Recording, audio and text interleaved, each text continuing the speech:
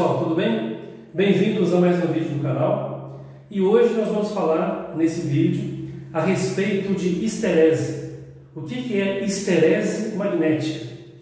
Você sabia que todas as máquinas elétricas, sejam transformadores, motores ou geradores elétricos, possuem uma perda que é comum para eles?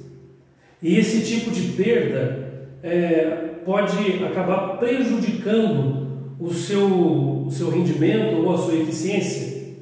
E existem muitos trabalhos que são feitos, muitas melhorias que são feitas nos materiais utilizados na construção dessas máquinas para que essas perdas sejam minimizadas. Então nós vamos falar a respeito de uma dessas perdas durante o decorrer de todo esse vídeo. Mas antes de continuar assistindo o nosso canal, não se esqueça de se inscrever, se você ainda não é inscrito. Ative as notificações para que você seja informado de novos vídeos do canal.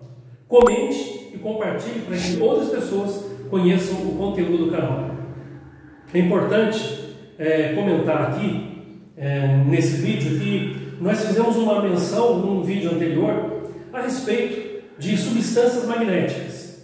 E nós falamos ali, com relação às substâncias magnéticas, nós mencionamos as substâncias ferromagnéticas, que são as que nós encontramos geralmente nos núcleos ou na parte de ferro dos motores, dos transformadores e dos geradores.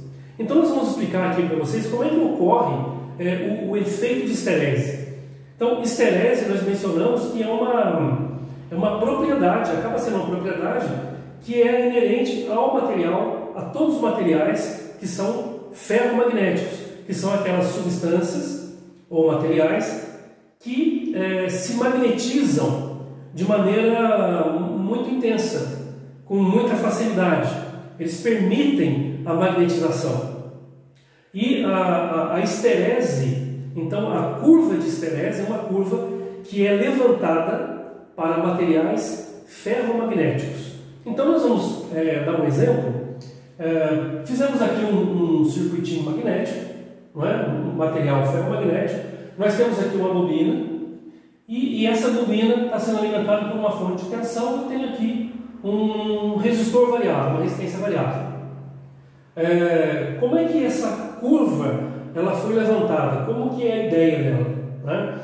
Então nós vamos perceber o seguinte, a gente já viu que para que eu tenha o meu fluxo magnético percorrendo aqui, eu preciso então de corrente elétrica passando pelas espiras.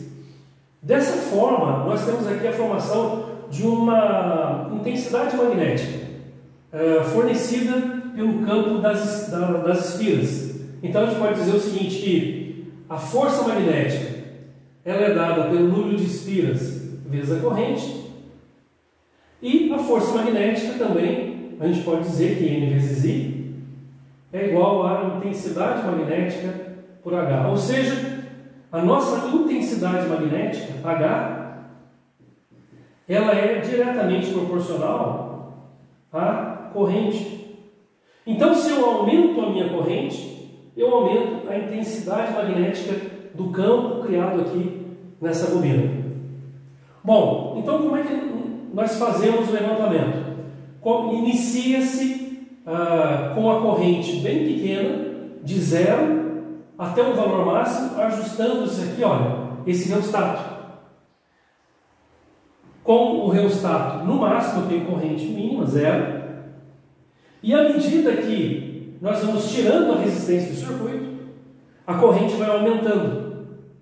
Aumentando a corrente, aumenta-se o valor da minha intensidade magnética. E a curva é de B em função de H, que é a densidade de campo em função da intensidade do campo. Então, à medida que nós aumentamos a corrente elétrica, a minha intensidade de campo vai aumentando. Então, vai aumentando aos poucos até um valor máximo. Por que ocorre isso aqui? Por que para aqui? Bom, nós já vimos que os materiais quando eles sofrem um processo de magnetização, são colocados sob a influência de um campo magnético. Os materiais ferromagnéticos, eles têm os seus átomos que se comportam como pequenos ímãs. Nós chamamos de ímãs elementares.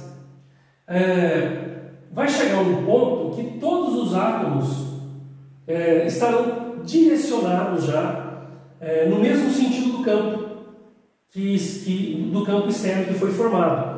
Vai chegar então esse momento em que, como todos eles já estarão direcionados, nós podemos dizer que esse material ferromagnético chegou num ponto máximo que nós chamamos de ponto de saturação. Então, por mais que eu aumente a minha corrente e intensidade magnética, eu não tenho mais um valor elevado acima desse aqui. Então, esse aqui é um valor de B, é um B de saturação.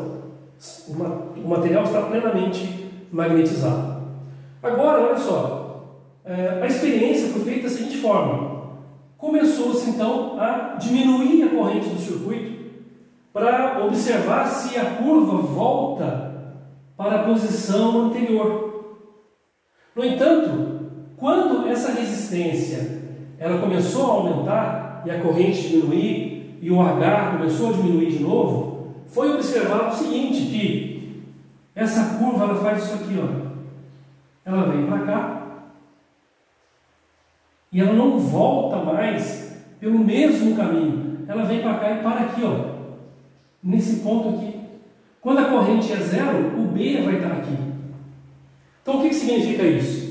Significa que quando eu jogo a corrente para zero, o material ele permanece com um magnetismo que nós chamamos de magnetismo residual. Então, esse ponto aqui, eu vou colocar para cá, fica mais fácil. Esse ponto aqui, nós vamos chamar ele de BR. BR, porque esse BR aqui, nós entendemos que ele é um magnetismo residual, magnetismo remanente, tá? Ponto de remanência, de retentividade, depende da literatura, do que você está consultando, eles chamam isso aqui de BR, que recebe esses nomes. Perfeito. Então, a partir desse ponto aqui, vou colocar para cá que essa caneta já não está escrevendo legal. BR, ok. A partir desse ponto, como a corrente está em zero, o que acontece? O cara veio aqui e mudou a posição da fonte. Colocou negativo para cá e positivo para cá. Mudou a posição da fonte. Mudando a posição da fonte, ele começou agora a aumentar o valor da corrente. Só que agora a corrente vai passar a percorrer o circuito no sentido contrário. Então, no sentido contrário, isso aqui vai fazer isso, ó. Vem para cá e para nesse ponto aqui. O que é isso? Pode perceber aqui, vocês podem olhar aqui, nesse ponto aqui, o magnetismo B vale quanto? Está valendo zero. O B caiu para zero. Ou seja, foi necessária uma força que levasse o magnetismo residual para zero. Nós vamos chamar esse ponto aqui de HC. O que é o HC? Negativo aqui, ó. Né? Os valores para cá são valores negativos. Esse HC, ele é chamado de força coerciva ou força coercitiva. O que é isso? É a intensidade magnética necessária para que o magnetismo do material seja trazido para zero. Então, nesse ponto nós encontramos essa força coerciva. Se continuar aumentando a corrente no valor negativo até um valor máximo dela, vai acontecer a mesma coisa que aconteceu aqui, ó. Só que no sentido contrário, eu terei novamente a minha saturação.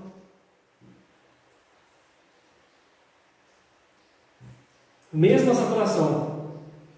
E se, a partir daqui, começar a aumentar a corrente para que o H, ou diminuir a corrente para que o H chegue em zero, ele vai parar aqui nesse ponto. Ou seja, a mesma coisa que aconteceu aqui vai acontecer aqui? Eu tenho também um novo magnetismo residual, só que negativo. A mesma coisa. E se agora ele começar, se nesse ponto aqui, ele inverter a fonte de novo, ok? Ele inverte a fonte, coloca negativo aqui, positivo aqui, fazendo a corrente percorrer no sentido inicial, ele vai chegar nesse ponto aqui, ó. Aqui. Eu vou ter uma nova força coerciva, HC, só que agora um HC positivo, que vai trazer esse magnetismo remanente ou remanescente para zero novamente. E se ele continuar aumentando, ele volta lá, ó, na saturação inicial. Então, essa curva aqui, ela recebe o nome de laço de esterese. E nós fizemos aqui uma demonstração, explicamos como essa curva ela é levantada. Mostramos o ciclo quando a corrente é positiva, quando ela diminui, ela é negativa, depois ela aumenta novamente. Agora, vocês imaginem o seguinte: se nós tivermos uma corrente alternada, numa corrente alternada eu tenho ciclo positivo e ciclo negativo. Bom, o que acontece aqui? Numa corrente alternada, no ciclo positivo, o material ele se magnetiza, ele sofre um processo de magnetização. No ciclo negativo, ele se desmagnetiza. E isso ele faz o tempo todo, ele magnetiza e desmagnetiza. E vocês pensem que, numa corrente alternada, se eu tenho, por exemplo, a rede elétrica até uma frequência de 60 Hz, 60 Hz significa que a minha corrente ela muda de sentido 60 vezes em 1 segundo. 60 vezes em 1 segundo. Então a gente pode dizer que esse processo de esterese acontece 60 vezes em 1 segundo no material do núcleo do transformador, do motor e do gerador. Só tem um problema, que se a gente calcular a área dessa figura aqui, numericamente, a área dessa figura representa a quantidade de energia que se gastou ou que foi dissipada no processo de esterese. Então, quanto mais energia a gente gasta nesse processo, maiores são as perdas e menor acaba sendo o rendimento da máquina, seja do motor, do transformador ou do gerador. Então, olha só, existem materiais em que a curva de esterese dele é mais ou menos assim, ó. Ele faz isso aqui, ela é bem estreita, significa que é um material que se magnetiza e desmagnetiza com muita facilidade. Esse espaço aqui, ó, a força coerciva é muito pequena. Então ele se desmagnetiza e magnetiza muito fácil. E existem materiais em que a curva de esterese deles é assim, ó. Eu vou fazer de uma maneira bem grosseira, mas vocês entendam aqui, ó. Ela é mais ou menos isso aqui. Ela é bem larga. Então existem materiais que têm uma dificuldade muito maior para se desmagnetizar. São materiais ferromagnéticos, ok? Só que existem materiais ferromagnéticos que se desmagnetizam mais fácil e materiais ferromagnéticos que têm uma dificuldade maior para serem desmagnetizados. Então, quanto maior essa curva aqui, maior a quantidade de energia que a gente gasta. Então, hoje em dia, por exemplo, se utilizam materiais nos núcleos das máquinas elétricas, transformadores, motores e geradores, que tenham esse tipo de configuração, tem uma esterese mais estreita. Então, um material que proporciona isso, por exemplo, é o aço silício. Então, ele proporciona uma esterese menor para que as perdas por esterese sejam minimizadas nas máquinas elétricas. Beleza, pessoal? Nós nos vemos, então, nos nossos próximos vídeos.